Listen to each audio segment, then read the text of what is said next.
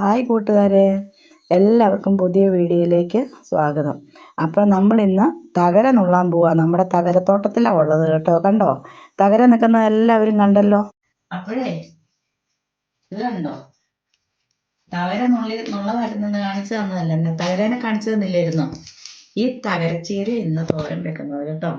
ആരെങ്കിലും കാണാത്തവരുണ്ടോ? തകരനെ കാണാത്തവരുണ്ടോ? തകര ഇതാണ് തകര. കഴുകി വൃത്തിയാക്കി വെള്ളം തോർത്തി വെച്ചിരിക്കുകയാണ്. ഇതാട്ടോ തകരച്ചീര കാണാത്തവരുണ്ടെങ്കിൽ കണ്ടുകൊടുക്കുക.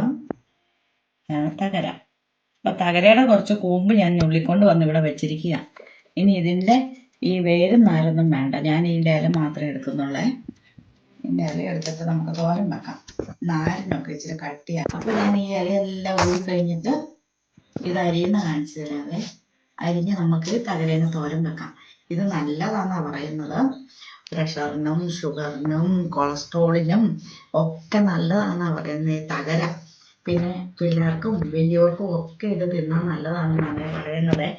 ഇത് പണ്ട് കാലത്തുള്ളവര് വെച്ചോണ്ടിരുന്ന ഒരു തോരൻ കറിയാണ് ഇത്. ഇപ്പൊ ഇതെല്ലാം അന്യം നിന്ന് പോവുക. ഇതൊന്നും ആർക്കും കഴിയില്ല തോരൻ വെക്കാനൊന്നും ഉണ്ടെങ്കിലും.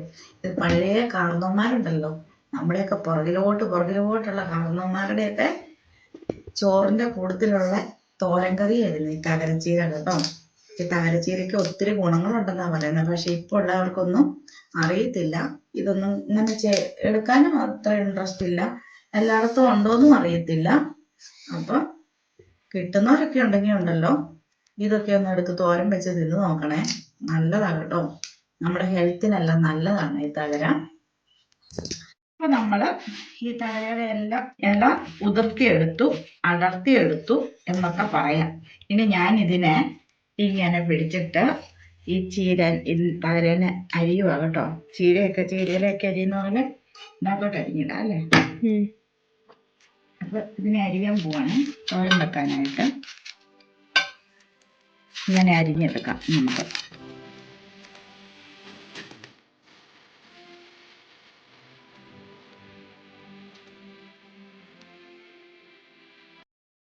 അപ്പം നമ്മുടെ തകര തോരൻ വെക്കാൻ പോവാണ്.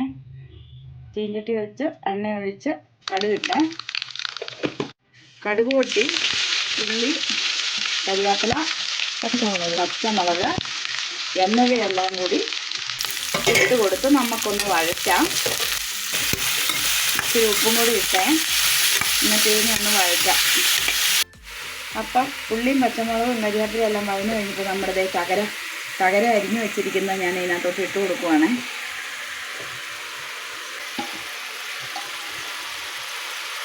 നമുക്ക് ഇളക്കി കൂട്ടാം.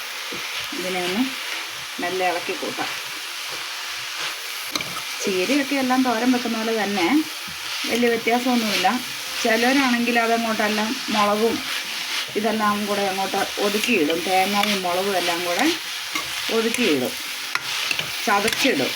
അങ്ങനെയൊക്കെ ചെയ്യും. ഞാനിവിടെ കൂടുതലും ഇങ്ങനെ ഈസി ആയിട്ടുള്ള തോരനാണ് ഉണ്ടാക്കുന്നത്. ഇനി ഇതിനകത്ത് ഞാൻ ഇച്ചിരി തേങ്ങ ഇട്ട് കൊടുക്കും.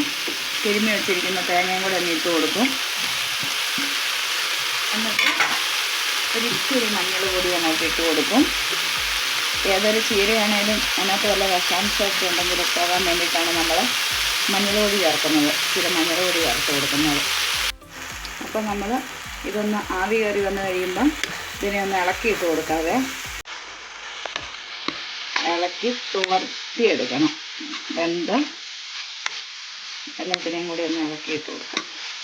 ഇനി നമുക്കിതിനെ ഒന്ന് തട്ടിപ്പൊത്തി മൂടി വെക്കാം. എല്ലാം ഒന്ന് നല്ല രീതിയിൽ ആവി കയറി എല്ലാം ഒന്ന് വെന്ത് വരുമ്പോഴത്തേനും നമുക്ക് ഇളക്കി തോർത്തി ഒന്ന് എടുക്കാം.